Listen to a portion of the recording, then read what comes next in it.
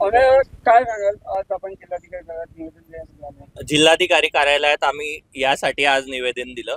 आमच्या समाजाच्या नेत्या रक्षाताई खडसे या 3 टर्म झाले अत्यंत मताधिक्याने निवडून येत आहे.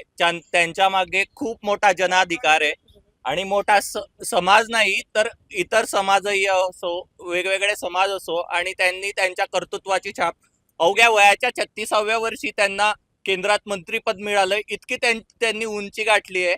आणि हा कोणता माणूस आहे तो विजय चौधरी पदाधिकारी, त्याचं काय कर्तृत्व आहे, तो कुठे सदस्यही झाला नाही आजपर्यंत. आणि तो खालच्या भाषेत खडसे साहेब असतील, रक्षाताई असतील, यांच्यावर इतक्या मोठ्या कर्तृत्वावाल्या लोकांवर खालच्या भाषेत टीका करतो.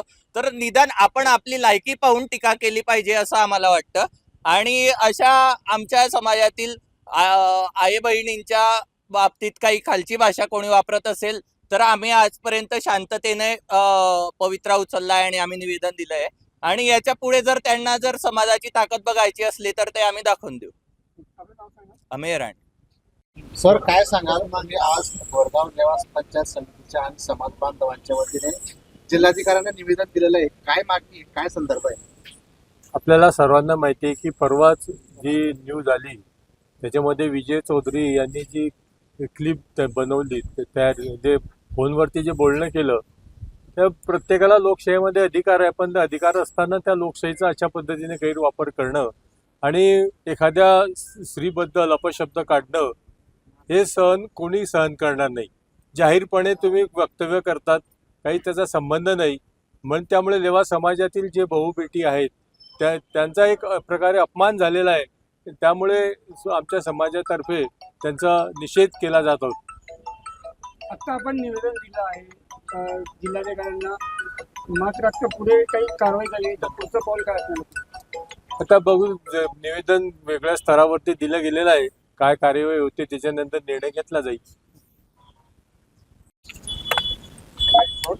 दादा, आज आपण जिल्हाधिकारी कार्यालयामध्ये आला, देवा पंचायत, तुमचा काय विषय होता?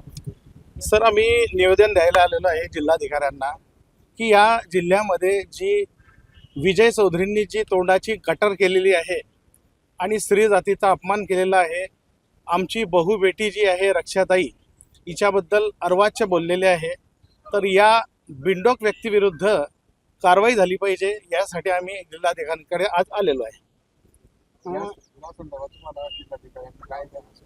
त्यांनी आम्हाला आश्वासन दिलं की यावर आम्ही कारवाई करू. माझं नाव सुभाषचंद्र मधुकर भंगाडे.